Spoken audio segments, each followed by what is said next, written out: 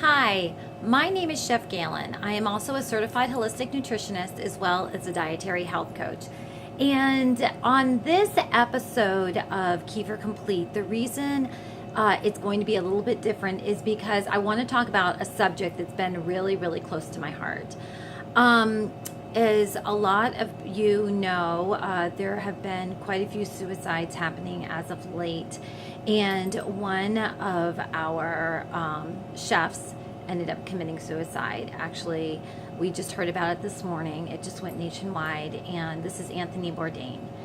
And this is so heavy on my heart because of the fact that it's one of the few shows that both my husband and I enjoy watching. And when you watch it, you just kind of feel like you're captivated by the food and the area, and just like he has no resilience in going to any kind of part of the world, whether it's a 5-star Michelin award restaurant or in a place where there's so much poverty and it's in the middle of nowhere, and like Africa or Ethiopia, and he's just eating with the people, and he just loves everybody the same. He treats everyone exactly the same, whether it's the housewife preparing a soup with the chicken that she just found outside versus being in the most amazing restaurant that only some of us in the culinary world could ever just dream of being around. And to find out that he committed suicide, I know our world is just shocked. And he made such an impact around the world. And this episode is just really about my heart and about you and where you are and what you're going through and what you're feeling. A few years ago, I wrote a book called Divinely Inspired Action. And the reason I wrote it was because a close family member ended up committing suicide. I've actually had 5 family members commit suicide. And when this happened, it was in the process of being published, and I was thinking to myself, I just want this, all I want right now is I just want this to get published. I just want people to know their worth. I want people to know their value. I want people to know like they make a difference, like they are worth it.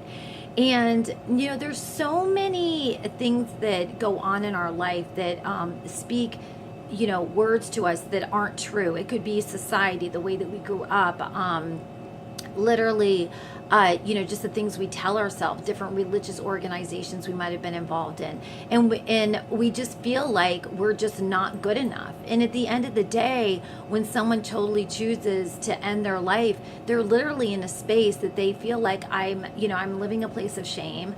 I can't do it anymore. There's nothing left and I'm just done. And it goes beyond depression. That's why I tell people, like, if you're yelling and you're angry, honestly, that is a better energy to be in, because once you hit anger, if you go any lower than that and you start hitting depression, then you start hitting hopelessness, and then you no longer want to be here. And I've heard so many people say, this drives me crazy, but so many people are like, oh my gosh, committing suicide is so selfish. Well, I mean, to be honest, at the end of the day, yeah, if we were Mother Teresa and, we all lived this elevated life of just helping people around the clock, like that would be awesome. But the reality is if someone's contemplating that, they're already broken. They're in a place where they need someone to come alongside of them and lift them up and not beat them while they're down. And a lot of times when we are in that place of just sadness and loneliness and darkness, it is only but a moment. Do you know what I mean? And it's so important to reach out. And, another thing too, I thought was really interesting. And so I just had a baby about 3.5 months ago, and I had a C-section, so they had to put me on pain medication. And the pain medication, that the brand that they put me on, was not good at all for my psyche. I mean, it was really kind of crazy how I could not relate to people in a real joyful manner. And that was the first time that I saw, wow, pain meds can really mess with your head. I mean, to the point where they wanted to give me antidepressants on top of the pain meds, you know, and all of this kind of thing. And then, it just kind of keeps going from there. And I was like, and of course, I didn't want anyone to know. I just had this new baby. I had, like my business. I mean, of course, I'm all about positive affirmations. I've written a book about it, you know what I mean? And then I even have like a whole culinary line of probiotics, that are all about cleaning out the digestive tract and your serotonin and, how to fight depression. And so like going through that for those few weeks, it literally made me see, when you're in a place of, darkness, you really look around you. Like, what are you taking? What are you surrounding yourself with? What are you watching? And a lot of times, really, those things can be changed. And just reaching out and, and just knowing that you're not alone. That there are a nucleus of people around you that really do want to uplift you, encourage you, motivate you, know that you are the very best. And it breaks my heart knowing that people like Anthony Bourdain have ended their life. When you look at the person like such a treasure, like it's like, gosh, I'm feeling kind of down and out of it. Like I want to get like motivated. What do? I watch the Anthony Bourdain show. Okay, where is he at? What is he doing? Who's he talking to? Like, and he's always just so like chill and relaxed, and you feel like you're literally just sitting there having a drink with him, eating the entrees with him. And it's so relatable. And you're like, how can someone just seem so open, honest, real, and transparent, not know, hey, look, you're making such a difference, but it just shows that literally we all have a space that sometimes life will get the best of us and it will beat us down. And we will literally feel like there is nothing left. Like, there's nothing left. Like literally one person could say, hey, look, can you just do this one more thing? And literally it's like, it could just be the tiniest feather, dropped on someone's shoulder when they literally have nothing left. And that is what breaks them. That's what's like, I cannot do this anymore. I just can't do this anymore. Like I'm done.